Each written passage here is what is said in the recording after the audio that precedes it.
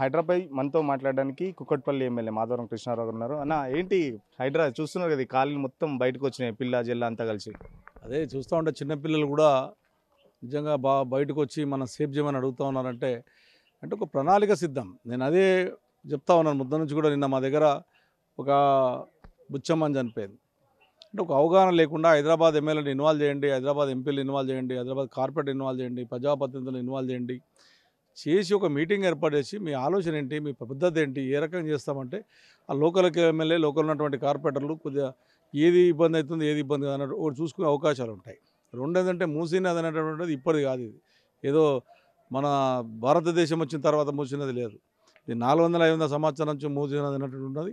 అప్పటి నుంచి కూడా మన హైదరాబాద్ నగరంలో జరుగుతున్నటువంటి ఈ 10 ఏళ్లలో తెలంగాణ రాష్ట్ర ముఖ్యమంత్రి అయిన తర్వాత మరి ఇంత పెద్ద వర్షం 20 సెంటీమీటర్ వర్షం వచ్చినా ఏవో కొన్ని ఇళ్ళకి నీళ్ళు వచ్చినాయి తప్ప గతంలో 5 ఏళ్ల కింద కానీ 6 ఏళ్ల కింద వచ్చినటువంటి నీళ్ళు ఇప్పుడు రాలేదు. ఎందుకంటే ఎస్టీపీలు కట్టాం. సుమారు 3,800 కోట్ల రూపాయలు పెట్టి కేటీఆర్ గారి నాయకత్వంలో బ్రహ్మాండం ఎస్టీపీలు కట్టాం. మరి అయితే ప్రభుత్వం ఇష్టారాజ్యంగా అనుమతులు ఇచ్చింది, నాలాలు కుంటలు మొత్తం అన్ని ఆక్రమించి కట్టేశారు, అందుకే హైడ్రా పనిచేస్తుందని చెప్పేసి ముఖ్యమంత్రి రేవంత్ రెడ్డి చెప్తున్నారు. నేను అదే ముఖ్యమంత్రి గారు విజ్ఞప్తి చేస్తా ఉన్నాను. నువ్వు కాన్సెన్సీ ఒక కమిటీ వేసుకో. ఒక మంచి జడ్జి, రిటైర్ అయిన జడ్జితో కమిటేసి ఏ ఆయంలో కబ్జాలు అయినాయి తీయండి. నేను అడుగుతా ఉన్న 602 చెరువులు ఉన్నాయి హైదరాబాద్ నగరంలో. 602 చెరువులు ఉండే, 430 చెరువులు లేవు ఇప్పుడు. మరి ఏ ఆయంలో ఇవి ఎక్కడ పోయినాయి చెరువులు?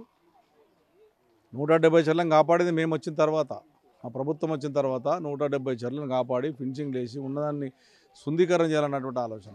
మనం ఉన్నమే ప్రజల కొరకు, ప్రజలు బాగుండాలనే కదా ప్రభుత్వాన్ని ఎన్నుకుంటారు. ప్రజలు ఎందుకు ఓటేస్తారు? మనల్ని రక్షించమనే వాళ్ళు ఓటేస్తారు.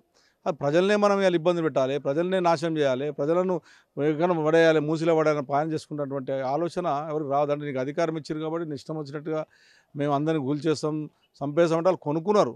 అలా మాట్లాడితే టీవీలలో ఏం చెప్తున్నారు? కబ్జా అంటున్నారు. కబ్జాలు కావు, ఓన్ దగ్గరకు కొనుక్కున్నారు.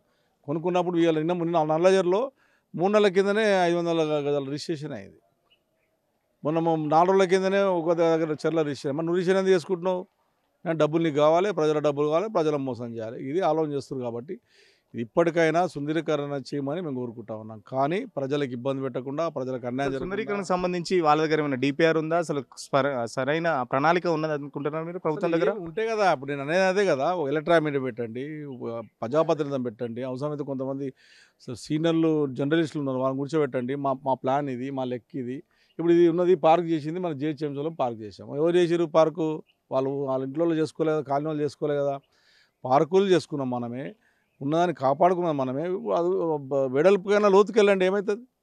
10 ఫీట్ల లోతుకెళ్ళండి, ఉన్నదాన్ని కాపాడండి, మంచి సుందరీకరణ చేయాలి. భారతదేశంలో హైదరాబాద్ నగర్ తెలంగాణ రాష్ట్రంలోనే చెరువులు ఉంటాయి. చాలామంది తెలియదు అంటే గొలుసుకోట చెరువులు ఉండేటిది మన తెలంగాణలోనే ఎక్కువ ఉంటాయి. దానికి అప్పుడెప్పుడు నవాబుల కాలంలో ఉన్నటువంటి చెరువులు, అప్పుడు ఇప్పుడు చెరువులు కాదు కదా, కాకతీయుల రాజులు చేసినటువంటి చెరువులు అవన్నీ. ఆ చెరువులను చూసుకుంటూ ఉండి అప్పుడు వ్యవసాయం చేసుకునే వాళ్ళకు చెరువులు ఉపయోగపడే, చెరువులను నీళ్ళు వచ్చాయి. దాని తర్వాత పట్టదారులు కొంతమంది అమ్ముకున్నారు, కొంతమంది వేరే వాళ్ళు అమ్ముకున్నారు. కాబట్టి అది వచ్చింది. గవర్నమెంట్ ల్యాండ్లలో ఉన్న వాళ్ళకి ఇలా లోన్ రాదు కదా. నేను ఒకటే డిమాండ్ చేస్తూ ఉన్నాను, ప్రజలకు ఇబ్బంది జరగకుండా ప్రజలను కూర్చోబెట్టండి, మాట్లాడండి. వచ్చి నువ్వు పెయింట్ వేయంగానే నేనేమైంది, 3 ఆడపిల్లలు, ఆ బిడ్డకు ఇచ్చిండామే ఆవిడ బుచ్చమ్మంటామే. ఆ పిల్లలు వచ్చి ఇంటికి వచ్చి ఏడిచి బాధపడుతూ ఉంటుంటే పొయ్యి లోపల ఊరు పెట్టుకుని చచ్చిపోయింది. మరి ఎంతమంది చంపుతారు వీళ్ళు? ఉత్తమ సాగుకు మాకేం సంబంధం లేని హైడ్రా రంగనాథ్ చెప్తున్నాడు. రాత్రి ఆయనే చెప్పిండు కదా, భయపడి చచ్చిపోయింది ఆయనే చెప్పిండు కదా. సాగు సంబంధం లేదు రాత్రి చెప్పిండు. తెల్లారేం చెప్పిండు నిన్న ఈవినింగ్ మీటింగ్లో? వాస్తవమే, ఆమె భయపడి చనిపోయింది అని చెప్పాడు. నేను అదేగా చెప్తుంది.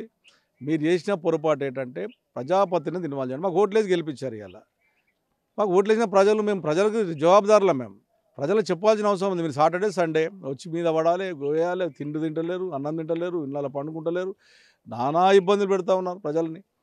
నీ నీ ఆలోచన ఏంటి? నీ పద్ధతి ఏంటి? నువ్వు టీవీలలో ఏదో ఇట్లా చేస్తున్నామని వదిలిపెడతా కాదు. కాలనీలో పిలవండి, కాలనీ అసోసియేషన్లో పిలవండి, వాళ్ళతో మాట్లాడండి, మాట్లాడి 2-3 రోజుల్లో ఏది కాదు ఇది.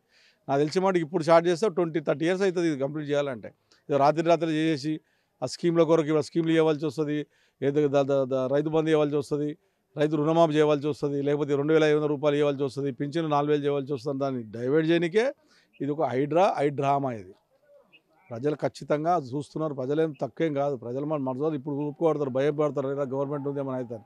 ఎవరు భయపడరు ప్రజలు. ఎవరిని దొక్కానో వాళ్ళు దొక్కుతారు, వాళ్ళ ఓటాయుధం ఉంటుంది, టైం వచ్చినప్పుడు వాళ్ళు తొక్కి చూపెడతారు. అంటే ప్రజాపాలన అని చెప్పుకుంటే ఇంతమందిని రోడ్డు మీద వేస్తున్నారు కదా, ఎట్లా వస్తున్నారు మీ కాలనీలో? అంటే మీ కాన్స్టిట్యున్సీలో కూడా ఒక మరణం కానీ లేకపోతే మీ ఏరియాలో కూడా నల్ల చెరువులో కానీ ముగ్గురు చనిపోయారు, ఒకరిద్దరు కాదు, ముగ్గురు చనిపోయారు భయపడి. ముగ్గురు చనిపోయిపోతే నిన్న అది అయినందుకే నేను ఆగా మేఘాల మీద మీటింగ్ పెట్టిరాలి. నేను ఏమంటున్నా అంటే ప్రజలను ఎందుకు చంపుతున్నా యాదవరా? మనం మీకు అవకాశాలు ఇచ్చారు, మీకు మంచి చేసిర్రు, మీకు ఒక నాయకత్వం ఇచ్చారు, ఒక చిన్న ఏజ్లో నీ ముఖ్యమంత్రి అయ్యావు, మంచి మంచి పని చేయి, మంచి అవకాశాలు చేయి.